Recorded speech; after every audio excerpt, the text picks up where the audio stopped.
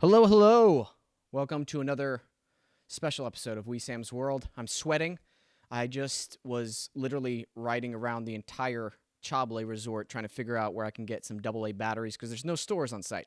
So luckily, Lauren from the art department was able to find me some. I appreciate you, Lauren. Thank you so much. Really excited for today's guest. I'm going to introduce him in just a second. And I just want to let you guys know, if you're watching this on YouTube right now, make sure you just move the mouse just a little closer to the subscribe button and go right there, and that little bell icon, just go right there, and that helps us with our algorithms and getting the episode out there to more people. I appreciate you guys for tuning in. If you're tuning in live on Adobe Radio, thank you. Make sure you tweet at me or our guest, and we'll be sure to respond back to you guys while we're doing this live. This is obviously pre-recorded, so that's why we like to interact with the viewers as it's airing live on Adobe Radio. What else? Is there any other? If you're listening on Apple Podcast or Spotify, thank you. Tell your friends. Tell your friends. We appreciate you guys. Seriously, we've been growing up in our numbers, and growing in our numbers, and growing our numbers. So we're doing a lot of growing here at Wesam's World, and thank you so much for everybody. Really appreciate you all. And I'm still here on location, and it's wonderful. The people at Chablé and in Merida, Mexico are just absolutely amazing human beings, and it's still an amazing journey. I start shooting this week, and I'm super excited to be on set working again, and it makes me appreciate every single second I spend on set, and just to appreciate everything as it comes and goes. The good, the bad, everything in between makes us grow as people, grow stronger, and evolve our thinking and the way we treat other people, and also the way we treat ourselves. Now, that made me feel, that entire rant, like I'm a philosopher. Maybe I am. Maybe I'm a self-proclaimed philosopher. Maybe. Not in a negative way. I wouldn't say philosopher. Maybe I just learned stuff from really smart people. I don't know what I'm doing anymore. Guys, very, very special guest today. You ever meet somebody and they're like, wow, I want to be like that dude when I'm his age? This is that guy. Okay? Sebastian Roche. He has well over 100 credits on IMDb, and hundreds and hundreds of episodes of television. Let me just go through some of them, okay? Big Sky, Debris, Batwoman, Man in the High Castle, The Originals, Genius, Criminal Minds, The Vampire Diaries, Supernatural, Fringe, 24, Beowulf. I mean, the list goes on and on and on and on and on. This guy's been working for triple what I've been alive, and getting to meet him. He was on General Hospital. Yeah, General Hospital. Classic, for the older women. And, they dig him. They dig him on the show. Over 300 episodes on that. He's done a lot of theater. He's traveled the world, which we'll get into whenever I talk with him on the show. He was lived on a sailboat for years of his life. Hilarious, talented, can do a bunch of different accents, and just to be working with him on a show and just to kind of be part of that history that he's been a part of, and the people he's gotten to work with: Al Pacino, Anthony Hopkins, Jude Law, just to name a few, Liam Neeson, and the stories he's been telling, and everything I've just been soaking up as a younger actor. And it's just been an absolute pleasure being around him and getting to learn from him just from his conversations. Guys, if you're an actor and you come across an actor like this who's like in the older generation, just listen. Just listen to everything they have to say. And you might not agree with 100% of it or whatever, that's fine, but just soak it all in, because they've been around the block. And I know you hear that, and it's something we kind of like just passively throw away, but you have to learn from the people who've been here before. That's the only way to grow in this industry. And if you're not an actor and you're listening to this, you need to learn from the other people in your work or in your craftsmanship that have been there before. That's the only way that you're going to make any forward progress. And why wouldn't you? It's like a head start in this business or whatever business you're in. It always amazes me when people dismiss like older actors or whatever like that. I don't understand that. I really don't. I always like learning from them, you know. Maybe I've been hanging around too many young actors. No, I'm kidding. Young actors are cool too because they've got that, especially new ones.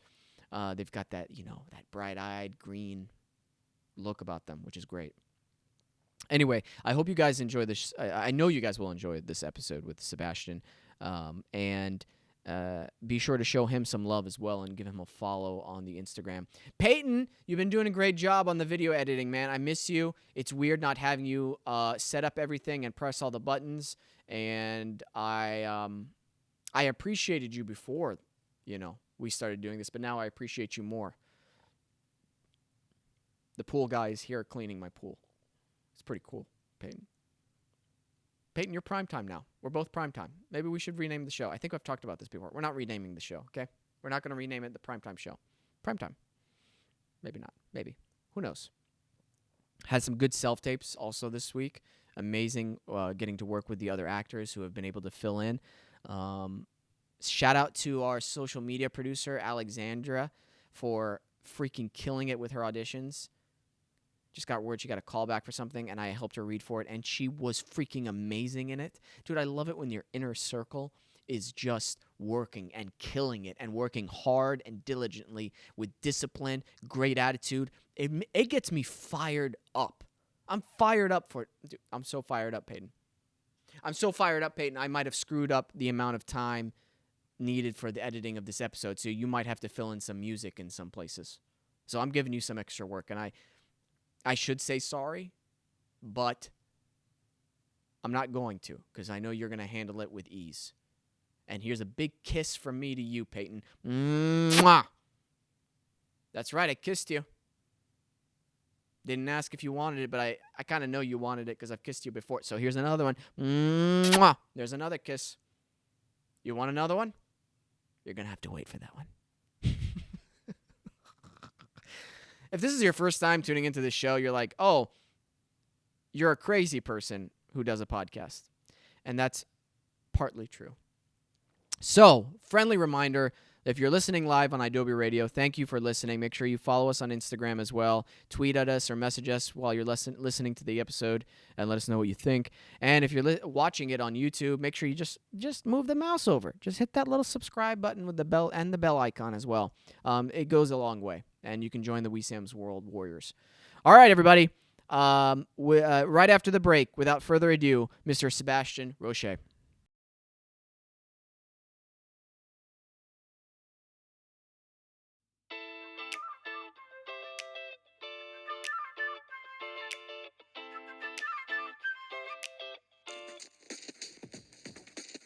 Hey, man.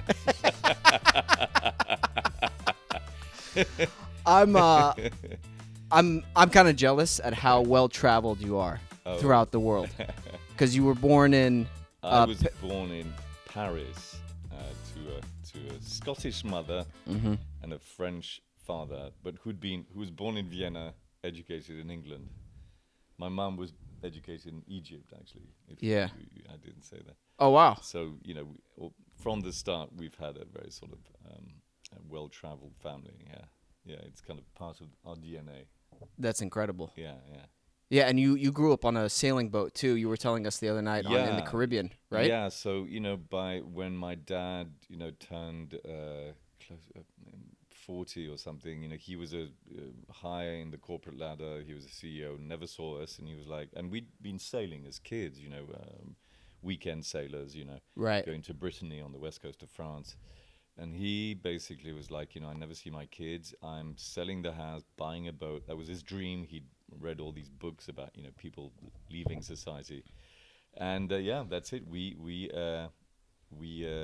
basically, set off for nearly 6 years on a sailing boat in the late 70s, in 1977. So we're talking about, a different age in sailing completely. Right.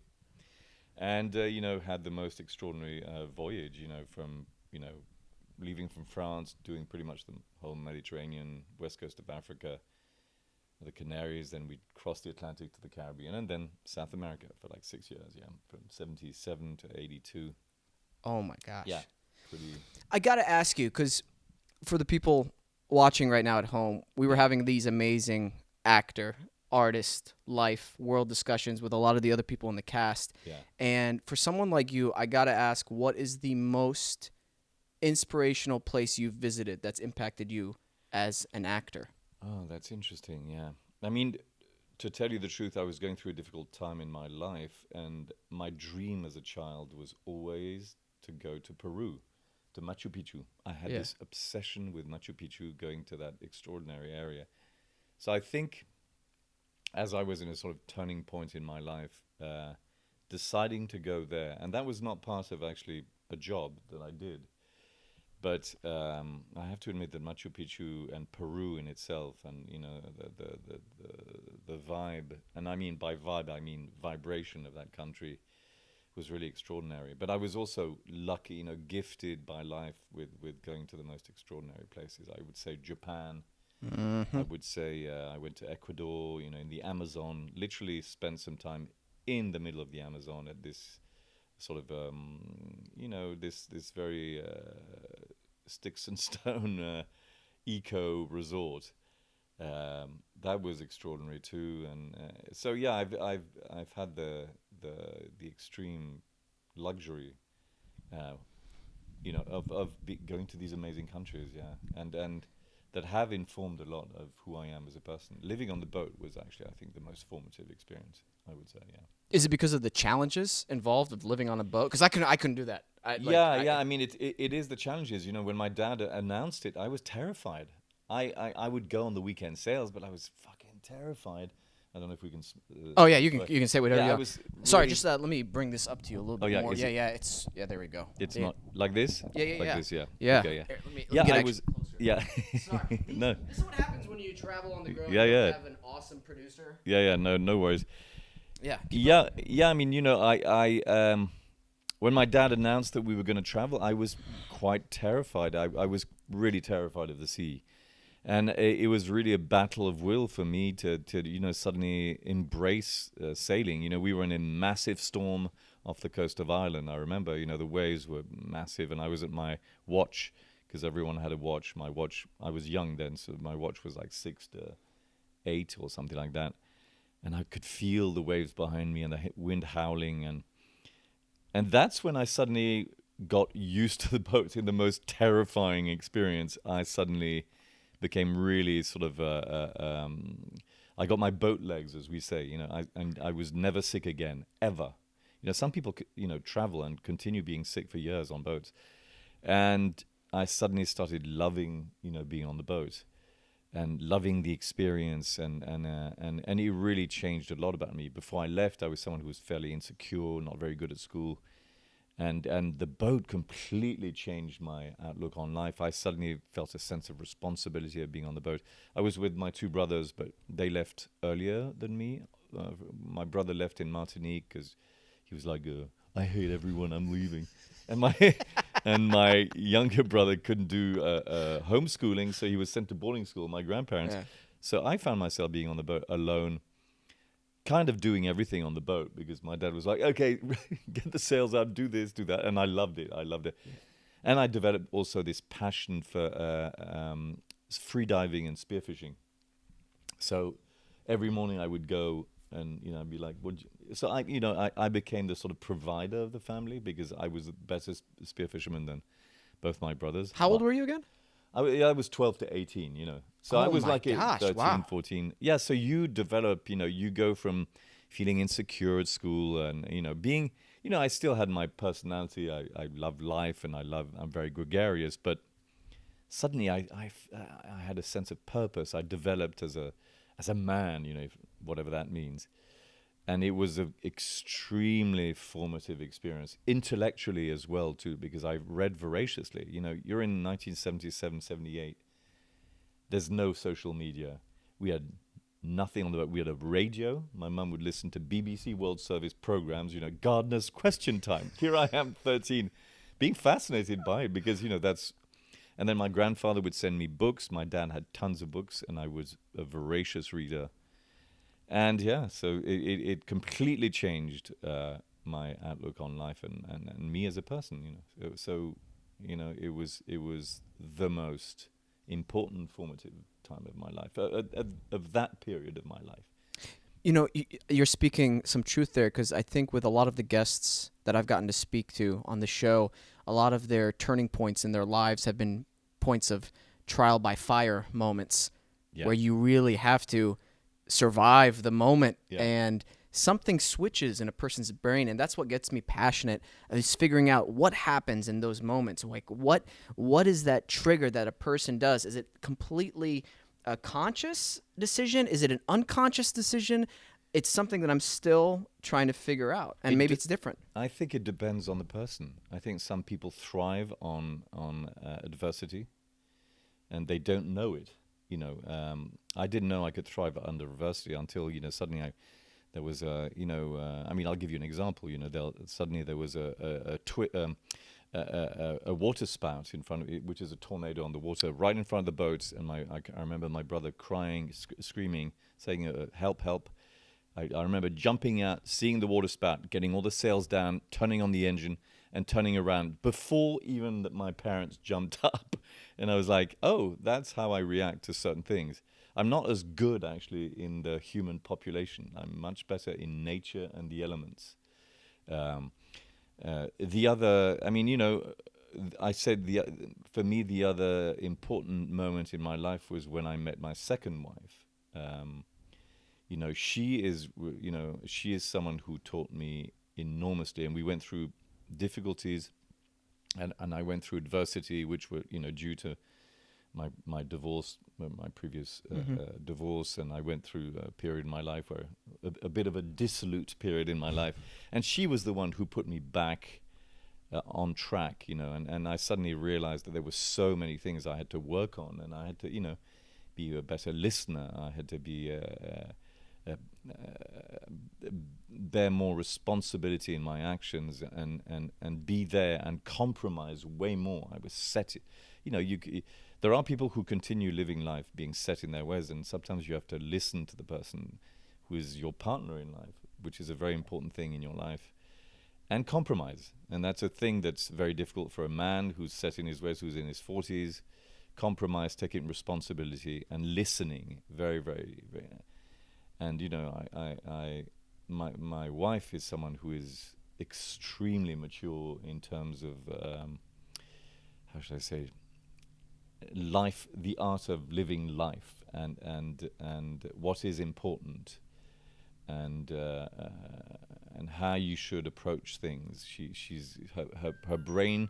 Sorry, that's me. Her brain functions differently than mine does. I'm very much a reactive person. She is a reactive person, but has this capacity to synthesize everything in her brain and debate it in the most brilliant way by way of her intellect. And so, that was, we went through something that was, you have different stages in your life. I went through adversity, through nature and living in a very small environment, because you're living with you're living with your parents in a house, and then suddenly you're in this tiny boat in the middle of nowhere at an anchorage, and you can't, you can jump overboard, but that's about it. Well, do you ever get into like when that was happening? Was obviously there'd had to be some arguments and fights, and would you be forced to talk it through with them, or just kind of The be like? thing is, funnily enough, I didn't go through that through my teens. My parents went through a very difficult time, and parents think that kids don't see anything. Kids see everything. I saw everything, and they went through. I'm not going to go into detail what they went through, but they did, and they conquered it. And they went through it. It's extremely difficult to be 24/7 with your partner. It's very difficult, and actually, we've seen through the pandemic how couples cope with that. My wife Alicia and I coped with it amazingly. It actually reinforced our relationship tenfold. So that was an extraordinary thing, actually, and we were stronger than ever. Right. We are not only, we love each other. We're not only husband and wife. We're partners, and we are partners in the true sense of the word. You know, not like business partner. No, we're partners. We're a team. We help each other. We support each other. We love each other. Of course, that's a given. So I mean, I'm going back to my adversity. You know, in that environment, when funnily enough, you know.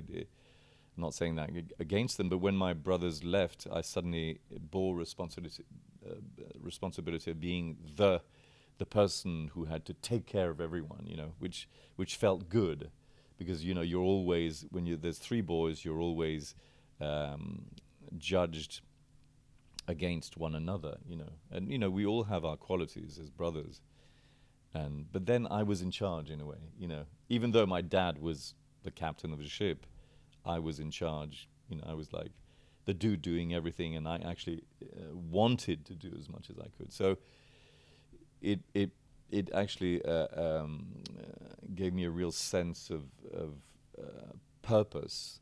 It's just more difficult, you know, to be in this environment. You really have to have a certain degree of maturity as an adult when you're in a relationship to make it work. Mm-hmm. But, you know, going through difficulties is part of life. And, you know, having fights is part of life, you know, and then you resolve it. So I'm talking so much. No, man. I love listening to it. Seriously, I'm so lucky, first of all, to have gotten to meet you and be able to work with you on this show. And I knew immediately, like, your vibe, everything, the way you were speaking, the way you were talking about art, life, philosophy. And I was like, man, this is somebody I want to be like when I'm his age, down the road, working, living life, good partner, and just spreading positivity on set, man. Yeah, I hope so. Well, you know, I hope so. Yeah. I mean, you know, like I was talking about Anthony, who is also someone who's very positive and who is extremely generous. I was very lucky, you know, My father being an incredibly erudite and in the most beautiful sense of the word, a lover of life, arts, theatre, everything, you know, really gave me a lot in my life. So you know, I credit him a lot. My mum too, of course. So yeah, and I've always been someone who's curious about everything in every form. You know, I wanted to be a painter before I was an actor, because I was fascinated by, you know, my dad would come back with these. I remember he came back from Florence with the program from the Uffizi in Florence. The offices, the Museum of the Offices, which is one of the most extraordinary Renaissance museums, and I was fascinated. I literally read it from first page to last page, non-stop. And my French grandfather, was very, you know, erudite as well. Would take me at 3 years old. I would go see a Chagall exhibit, and you know, apparently I would comment on the paintings, and I started painting a lot of Chagall's paintings, and so. Yeah, I also credit my French upbringing for you know, being very lucky to be surrounded by a city that is actually a museum, and not in the bad sense of the word. You know, it's a beautiful museum. It's a beautiful museum of history and you are basically it helps, right, you know, when you are basically embracing all these forms of art that are literally on every street corner. You know? Right. So, yeah, I'm very, very fortunate, you know, to have made decisions, you know. Sorry, I'm not good with the mic. No, it's all good. No, and, you know, certain decisions that I made. You know, it was a very difficult decision after going to drama school and starting to work in France and doing well, to then go, okay, I'm going to go to the States and, you know, get a green card and start all over again. And that was another amazing, you know, challenge for me, you know. And when I look back at my young self, I'm like, man, I was so fucking ballsy. I was ballsy. I'd meet because I would do American TV shows in France, and you know, the casting director would be like, or the producer would say, hey, Sebastian, if you're in New York, call me. And I got to New York, and I was like, hey, I'm here. I'm in New York. Yo, what's up? Get me an agent. I would literally do that. I love that. Yeah. You know, you're fearless when you're younger. You know. That's what I encourage whenever I get the opportunity to talk to like beginning actors out Yeah. here. I'm like, be Yeah. tenacious, be professionally Yes. tenacious, Yeah. because nobody's gonna fight for your career other than you. Exactly. And Yeah. you got to do that. And it's so cool to hear that from you, that you would actually call these casting directors and do that. Oh That's my god! That's yeah. amazing. And they were like, "Who the hell is this guy?" Because my friend who was a casting director in France was like, "Call this woman Bonnie Timmerman." What I didn't know is she was like the biggest casting director in 1991 in the world, you know. And I called her, and she was casting Last the Mohicans, and I'm like, "Hey, hi Bonnie, Sylvie Brocheret told me to call you, and I'd love to meet you." I literally, I remember, you know, now with knowing that I know, would I do that with, hello Ellen Chenoweth, hello Denise Jamian, Randy, you know, Sarah Halley Finn. I'm Sebastian. I'd like to meet you. You know. You know, speaking of Last of the Mohicans, you know what I did regarding Daniel Day-Lewis when I first moved out to LA? Yeah. I'm all about the master and apprentice relationship. Yeah, yeah. And I'm like, you know what? I want to see if there's any type of like room in his life for that. I'm like, I'm going to fly out to England if he approves it, and I'll take care of all my expenses. I just want to learn from him like in a master and Oh apprentice yeah, way. yeah. So I called up his agents.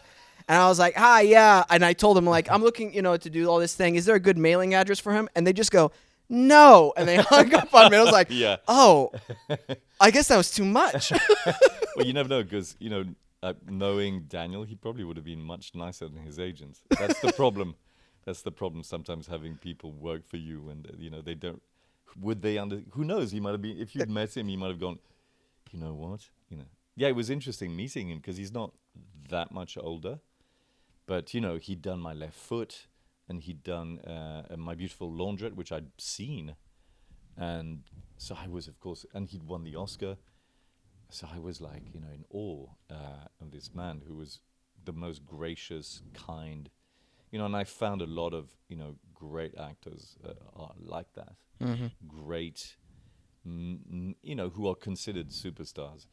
But Daniel Day-Lewis takes it to a whole other level. You know, it's like I was very lucky to work with him, Anthony Hopkins, Jude Law, Wow. who's become, you know, and all these people, Liam Neeson, all these people are incredibly generous, kind. You know, yeah, you know, I'm diverging, but No. but it's true. When you're young, you know, it's. There's an actor here who's 19 years old, and I can see that passion and that enthusiasm, and it's wonderful to see. And he's doing a great job. And We're talking about Wyatt. I'm going to give him a shout out. Yeah, we're talking about Matthew. Oh, Matthew, but yeah. Matt, who's what a lovely kid. He's got that wonderful enthusiasm and wide-eyed, wide-eyed enthusiasm in the best possible way, you know. And we had fun yesterday. You know, we did a scene together that was challenging, and it was great. It was really great. He, you know, he's full of love and full of again, I'll say enthusiasm, and it's wonderful to see. And I am too, you know. But you know, of course, you learn to temper as you get older, you know.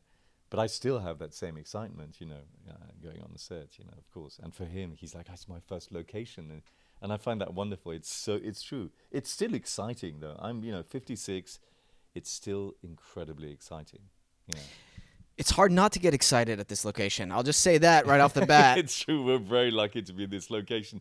But beyond that, you know, you're in this location, but you're in this amazing, this extraordinary place, you know, which is high on Mayan culture, and the staff here, you know, all part Mayan, you know, and I really feel the history here, even though this is like a world-class resort. They still keep. There seems to be like a tradition of keeping the, you know, through the food, through even some of the, you know, even though it's quite modern, you feel that there is a sort of respect for the environment, which I think was Absolutely truly part of Mayan culture. Please excuse. It's not you. No, it's no. my horrible mic stand. Oh, it's that. It's the cursed mic stand. Is it not sounding as good as? There you go. And when it's pointed I'm at not you, going yeah. to sound as good. Hey, I don't think I told you this, but because of the awesome conversations that you guys were having, you, Mark, and Anthony, and me and Zach were listening in on it, I was just so astounded by everybody's accent work that I'm like, you know what? When I get back to LA, I'm spending an hour a day on an accent. Yeah. And I'm going to start like And just nailing do it each for one. fun. Sometimes it's really good to do it like you're talking, you know, or like you'll start with an Irish, and you keep doing it yourself, and then it becomes a muscle that comes back very quickly. Yeah, Right. it is. It's been actually very beneficial in my career, because as you get older, the roles, the competition gets bigger as you get older as an actor. I'm in the pool of actors. You're up against sometimes huge stars in your 50s. I mean, of course, in your 20s and 30s too, but it's different. Mm. You're not. It's a different approach. So it's true. The more you come up with, and it's not tricks. The more you come up with added, what's the word? An added talent to your resume, the more you're going to work. I think it's you also got to be super serious about the work. I'm often, actually, it's also finding that calm.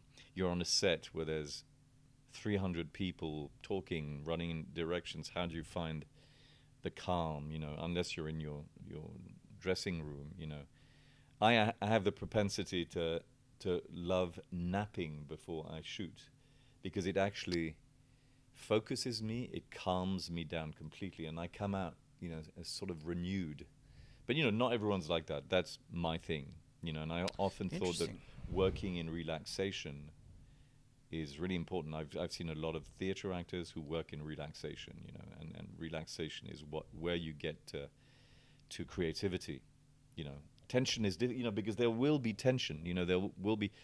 You do the work, as an actor within your bedroom, or so you have an idea of the work that you're going to do. Then you are transplanted on a set, and it's a totally different experience. So how do you adapt really quickly? How do you take notes really quickly and adapt it to your own juice? It's important to have your own voice too, and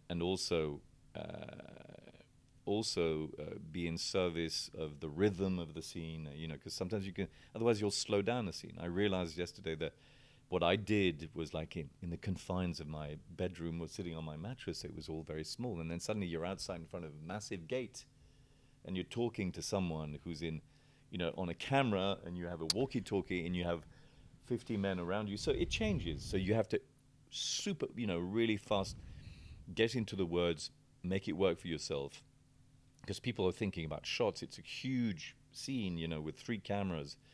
So it's really, yeah, that's what you acquire, I guess. Yeah, I'm diverging about acting, but you acquire the possibility of staying calm. Very, very important. And doubting yourself is also important. Doubt yourself, and then but also suddenly, it's again that thing. Adversity makes you better. Suddenly, this moment of adrenaline, you either it makes you better, or it makes you worse. And it's fine if it doesn't work out. But in that moment, I get excited, and then suddenly, and it was fun, because suddenly I we did a take, and I was like, I can do one more. So ask for your take. Ask it, in a kind way, in a respectful way. You say, I really would like to do this one for me, and if you're gonna ask for a take, you'd better be fucking, you better fucking deliver. And I was happy yesterday. I was like, I asked for my take, and I did a different take on it, of the character, and so they have that. They can use it or not. They can use bits of it. I gotta ask you, is it because you're in the moment, you're able to execute because of all your previous training, and that's why it kicks in? I think it has to do with training, but it has to do with preparation. That's why I always say to actors, prepare, prepare, prepare. It's what one of the great acting teachers said. When you go on stage, forget about everything. Let your feet do the talking, because you've done the work. You've done 4 to 5 weeks to 6 weeks of rehearsal. It's there. Right. Forget about it. Just let your feet do the talking. The work is there. So if you've worked hard enough on the scene, your feet will do the talking. It's a metaphor, but the work is there. And it's funny. Yesterday, it was a different rhythm, but I was like, oh, the work is there, so it's fine. Right. It's fine. The work is there. I did my work on the accent, so I didn't have to worry about the accent. I didn't have to worry about my lines at all. Mm-hmm. So the example is when I worked with Anthony Hopkins. He knows everyone else's lines. He reads the script 80 times. That's real. That's real. So he'll know his lines, of course, and he knows everyone's lines. So he knows, he's a beast of knowledge, so he's prepared, and that's why. And some people, work differently. I like to prepare. I really like to prepare because once you're prepared, that's when you can start having fun. Absolutely. And, yeah. We got to take a quick break for the radio station, but we'll be right back.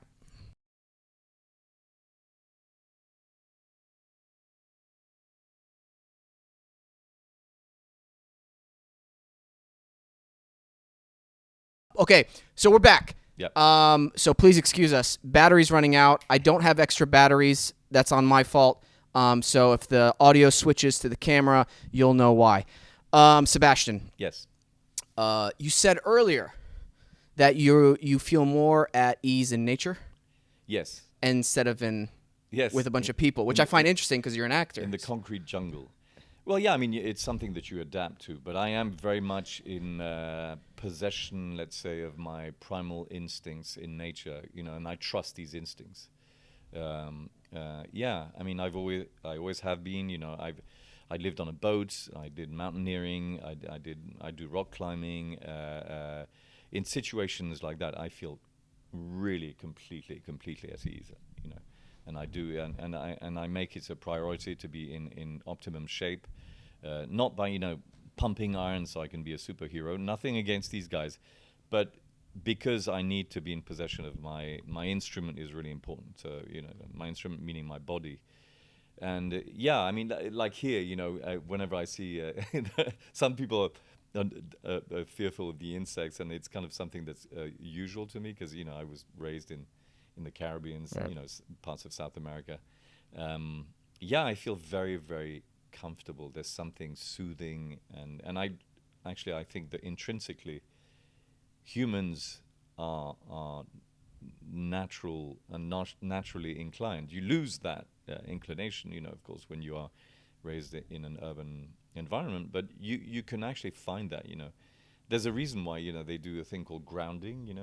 When you get off a plane, take your shoes off, walk on the grass, and it'll help with your jet lag. Oh, it's these are things that are passed on generation, millennia. Who knows? And also the color green is a very everyone says that the color green is a very soothing color.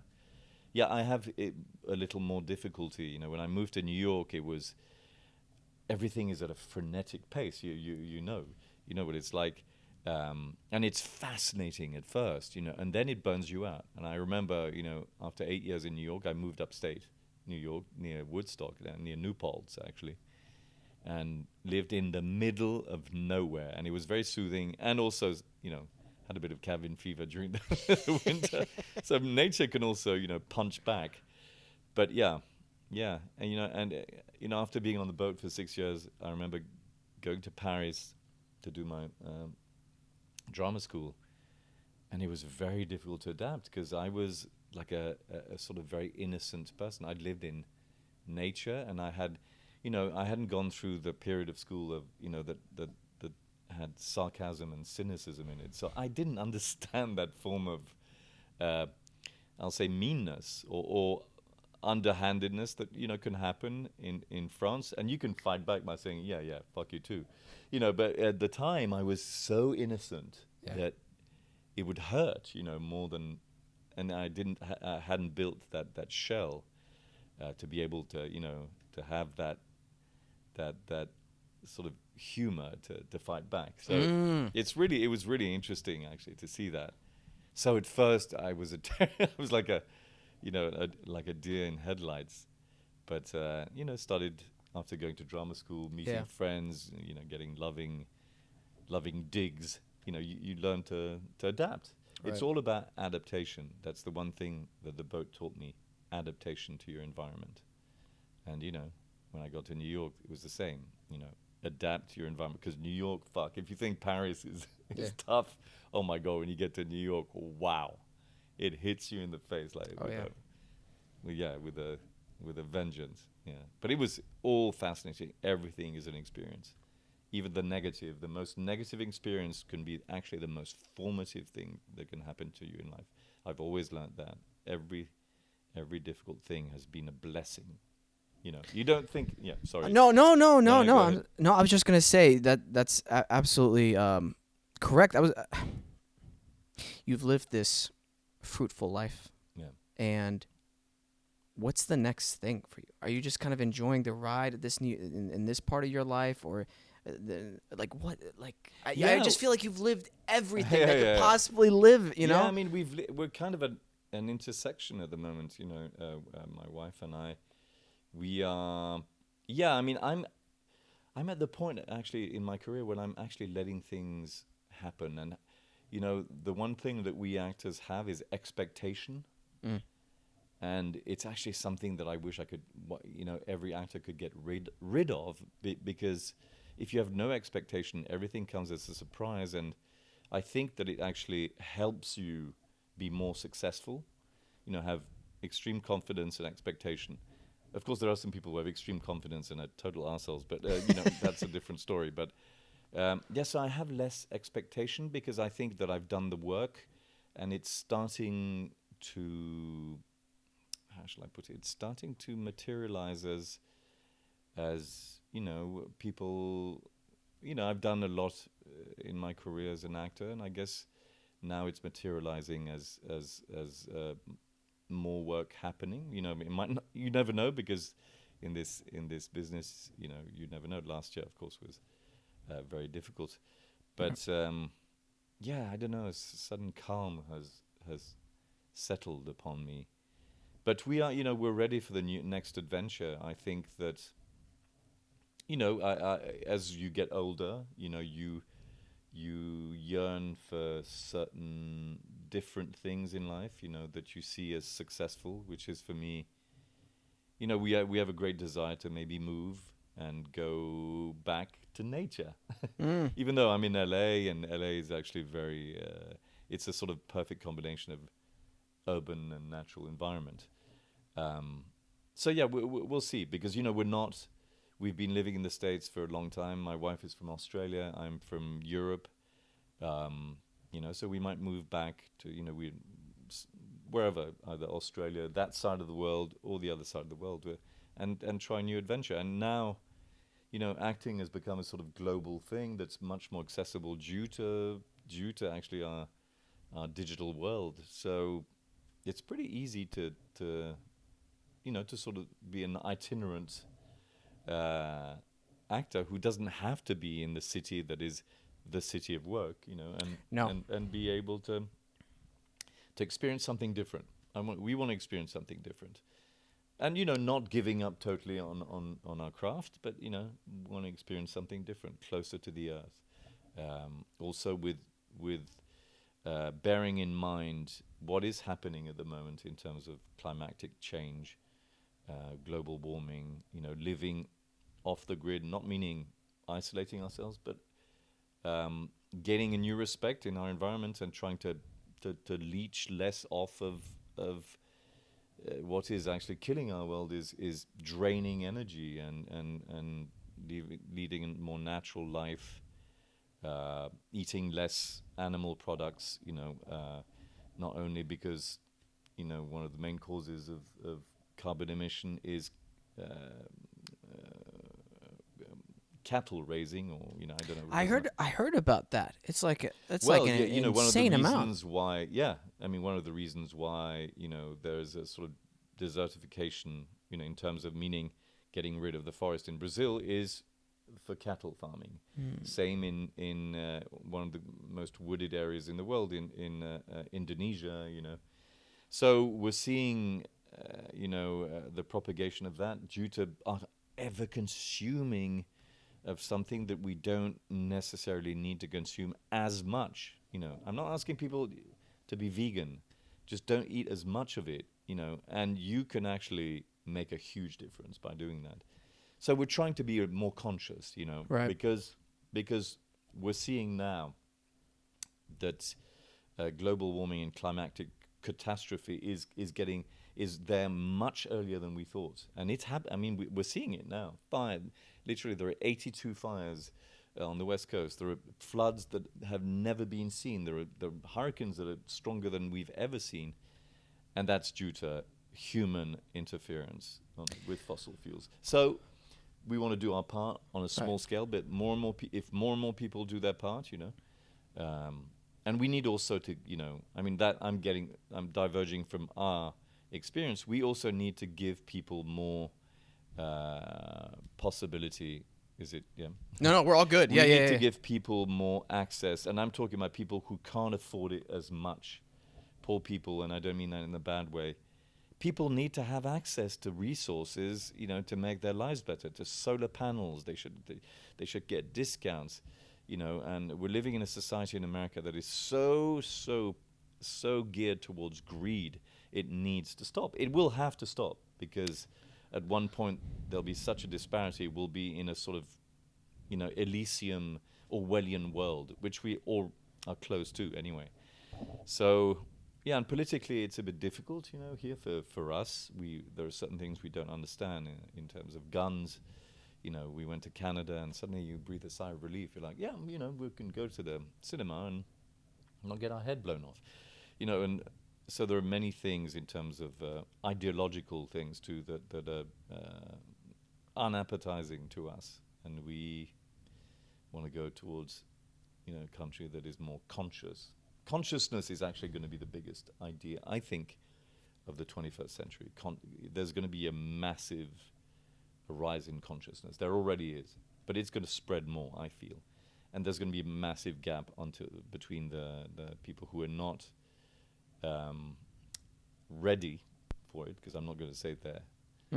They're not ready for it, and the people who basically will decide to do it, as an answer to our basically our world getting destroyed.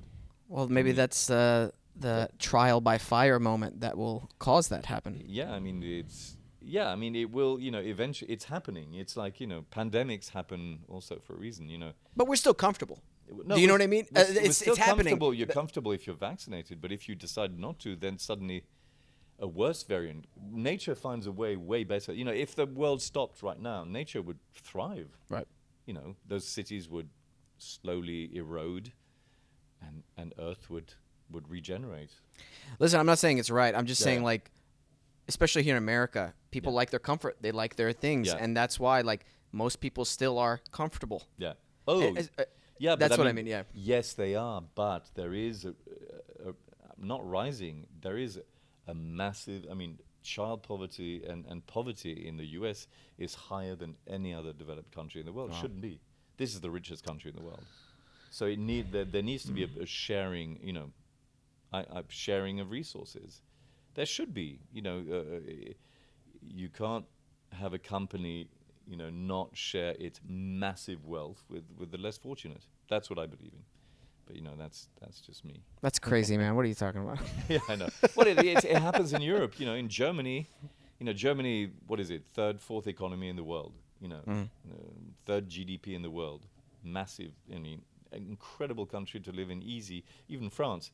France is what, fifth, sixth GDP in the world. These are massive countries who have a form of, even the right. When a government is a right-wing government, it's a form of by meaning socialist democratic government, because of healthcare. You pay more taxes, but you're given so much more. You're given 2 months holiday, 1 year paid leave for childbirth, free daycare. So you live better, and people, so you have poor people who are considered, working class and who wouldn't be able to buy a house, which is what in the 50s people could buy a house in the U.S. Buy their own house and go on holiday, and meaning vacation. So, people have to see how the rest of the world lives. We can't continue the way we are. We can't. It's not possible. But I don't know solution. No. I honestly generalize it. It's a very general idea, but yeah, the solution is to share more. Is to tax the rich more. And I'm not saying that much. You could literally increase their taxes by 2 to 5, less than 5%, and it would make a huge difference. I'm with you. I don't mind paying more taxes. Yeah. But getting more, then you get more. Like, where's it going to? You Well, know? yeah, that's the thing. You don't want it to go to 750 billion in at the Pentagon. You know, I don't want I truly don't want my money going there. But that's Anyway. up to, you know, it'll be up to, the people who are truly in power, which are the corporations. You know. Yeah. We're not living in a democracy. We're living in corporatocracy. Anyway, Yeah. that's another subject. It's so vast. It's so vast. I don't want to keep you too long. I know Yeah, yeah. you still have to go. No, it's fine. Yeah, But I'm good. Yeah. but the shifting the subject Yeah, back of course. to acting. Yeah. I'm curious to know what you would recommend for someone starting off in the professional field of acting. Well, first and foremost, if you're starting off, and we all know this as actors, you have to want to do acting, only acting, and continue on doing acting. You must not diverge from wanting to be an actor. The passion must be there. You must always hope, and must be the only thing that you want to do. So that's the first thing. Because I hear a lot of people say, "Oh yeah, I'd like to try acting, but I'd do something else." No. I mean, there are some people who fall into acting, and they while they're doing something else, that's different. But if you really are passionate about being an actor, that's how you must remain at first. And, personally, there are some people who are naturally gifted, but I do believe in training, But there are some people who are naturally gifted, I would go to a class, a drama school, and it's always really important to meet, because there will be a teacher that changes your life, Whether it be in a class, whether it be a drama school, whatever that means.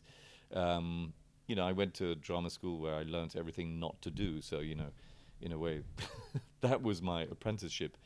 I would really recommend people to do theatre. And it doesn't matter. You don't have to be on Broadway, off Broadway.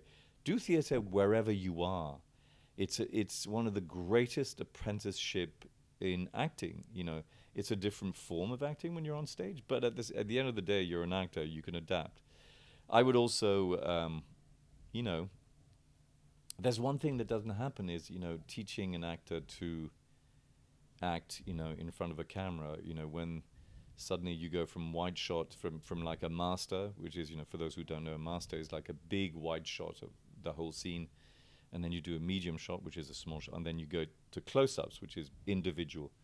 And that's something that people don't learn, and you can actually go online now, which is wonderful, and listen to Michael Caine talk about that. He has certain techniques of how to do a close-up to camera. There's that famous trick. I don't know if you know the trick. So the camera is right here to the right of your head, and instead of so the close-up is on me, it's facing me. So instead of looking at both your eyes, and then if I look at both your eyes, my eyes are going to go from one eye to the next. I focus this eye that's going to be the farthest away on one eye. Therefore, I'm not going to do that back and forth, and it'll look much more. It'll be much more focused and intense in the scene. So you're doing that scene, and you're just focusing on that eye. And you're like, this is what I'm going to tell you. So the camera, the close-up, which is super close to you, there are different ways of acting. It's funny, in the wide, there are a lot of actors, huge actors like De Niro and everything, who in the master, they don't want them to use the master, so they'll try and fuck up the master a bit, so that you can get to the medium, you could get to the close-up. Oh, but so there are all these things that you learn along the way, which I think one should learn in classes. It should be taught. Absolutely. So there are all these things, and also as Leonardo DiCaprio said, because he's really well versed in the history of movies and filmmaking. Educate yourself. Watch movies. Watch your favorite actors. Watch great actors. Great actors. We're talking about the greats. The Brandos, the De Niros, the Pacinos, the new ones like Riz Ahmed. I mean, truly. Oh, I love Riz Riz Ahmed. Ahmed is like the new Pacino. Daniel Kaluuya, all this Timothy Chalamet, Call Me by Your Name. You have all this young generation. If you're more inclined, but you also have the great actors. Who are still there. Educate yourself. educate yourself on filmmaking. Read everything you can. I'm so sorry. We're going to continue. If you're listening live on Adobe Radio, thank you for tuning in. Our hour slot is completely done. However, you can listen and watch the full episode tomorrow morning on YouTube, Spotify, or Apple Podcasts. Just type in Wesam's World, Sebastian Roche. Make sure you follow him too, and he's a lovely dude. But I agree with you. Have you seen Riz Ahmed in 4 Lines? No, I never saw him in 4 Lines. I know he's amazing. Dude, I hear 4 Lines is amazing. Oh my God! And I can't believe I haven't seen it. I discovered him in The Night Of, and I was like, who is this guy? You know, and when you see someone, and I was like, fucking hell, he's like some boy from London. He's like a London boy, and I was like, this guy is really good. This guy knows what he's doing, and he just goes. He goes for it. The transformation of the character in The Night Of, his Night Of, and then I started watching him in everything. You know, of course, he was at Star Wars, and then Sound of Metal, and everything he does is remarkable. And he really has that magic, that young Pacino magic. You know, it's amazing. And there's a whole new generation of actors, but these guys are really well trained. You know, Riz Ahmed, Daniel Kaluuya. Different, Timothy Chalamet differently. He's got a different quality, but brilliant young actor too. And there are so many out there. And now, thanks to Netflix, we're seeing a panoply of world-class actors from all over the world, come out. I just saw, Snabba Cash, where the lead actor's are Swedish, but she's of Kurdish origin, and the other guy's from Moroccan origin or something. And they're extraordinary. And I'm like, wow, there's a lot of dedicated actors out there who you can see are doing the work. Right. So, if you're an actor, do the work, inform yourself, read everything about it, watch movies. It's fun to watch movies. Go to the theater.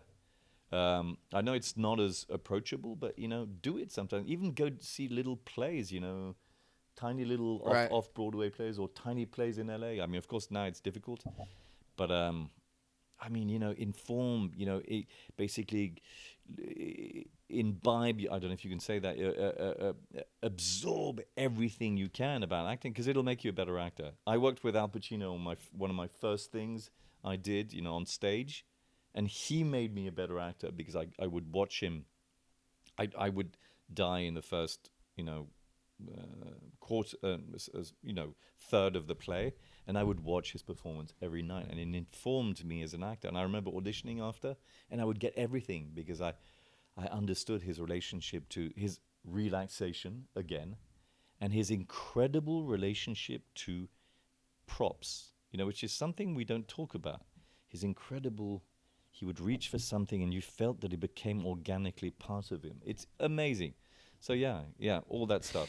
And, get a good teacher who's passionate and who helps you and, who's knowledgeable, That's part of the struggle. It's going to be trial and error too. You're going to find people you don't like to work with. You're going to find people you're like, okay, I'll take some of this, of this, and then hopefully you find that. You're right. You hit the nail on the head. It's trial and error. It's not always going to be, the easiest, but you have to always be prepared. Always be prepared and work your ass off. You have to work your ass off. Great cabinet maker will work his ass off to make the best cabinet. Same with us. And don't be afraid to coach. Even if you think that you're the greatest actor, coach. Who knows? He might come up. It might cost money, but once you start working, coach with someone. He might come up with a different idea, and you'll be like, "Oh shit, yeah, that's a great idea." You might do better. I know a lot of actors who couldn't get arrested, started coaching, started booking. So, because coaching is acting class in a way. Absolutely. I got to say this, and I've been lucky to sample a lot of acting classes in Los Angeles and coaches. And if you're looking for a good Meisner scene study, I always like plugging them because they're a great school. Yeah. It's Keep It Real Acting in North Hollywood, in the Valley area. And teacher Stacy over there is just one of those teachers I love. It's no bullshit. Yeah. She's going to call you out. Yeah, and Meisner is a specific technique. There is, I've heard about it, of course. But, eventually, an actor is not one technique. He's literally a petri dish of techniques. Everyone said Brando was the method, and he always said, "Nah, I'm not the method. I'm not the method. I'm I took everything from everyone and I made my own, poke bowl of acting. Are you familiar with Musashi, Book of Five Rings? No, Musashi. Oh man, you just basically said hit the all-encompassing message of the book. Yeah. And he talks about be nowhere and everywhere at the same time. He was a samurai who lived he won 60 life and death duels since the age of 13. Oh my God. Went into the woods to figure out why he was so good at what he did. Wrote the Book of Five Rings, and it could be applied to every kind of craft. What's interesting, what you're saying, is that there are many kinds of books like that, where it's all about experience, You build these levels as you go. When I was a 18-year-old actor, I was a totally different actor. As you get older, it's the wonderful thing about getting older is the experience, keeps layering and layering and layering, and you learn more, and you need to keep on learning. Even accents. I'm using an accent that I discovered on this. That I worked on, and so it's fantastic. You discover new things every time. Absolutely. And use your origin. Use everything for your acting too, for your acting tools. So, yeah. Passion above everything. Actors out there, passion. Never give up. Always hope. You will want to quit acting. I've quit acting so many times, and here I am still acting. Because it's healthy to quit acting. It's healthy to go, I can't do this anymore. And then suddenly you go, of course I can do this. So, there's that side of it. Because it will happen. It's hard. It's a difficult, really hard endeavor. Just work your ass off. And be fearless. Be fearless. And actually don't be afraid, to fail in auditions. Do what you think is right, even you'll feel better about yourself if you did your thing and they're like, what the fuck was he doing? But, and which doesn't mean that you were bad. It's just that they weren't looking for that. So yeah, surprise yourself and everyone else. I think it stopped. Yep, there we go. Thank you guys for tuning in. We appreciate you guys. Thank you. And thank you, Sebastian, for taking time. Thank you, Wesam. I appreciate it very much. Thank you. Thank you to IW Radio. Play us out, Peyton. Always remember to listen, think, and then talk. Bye, guys. Bye. I have terrible posture, by the way. No, it's all good.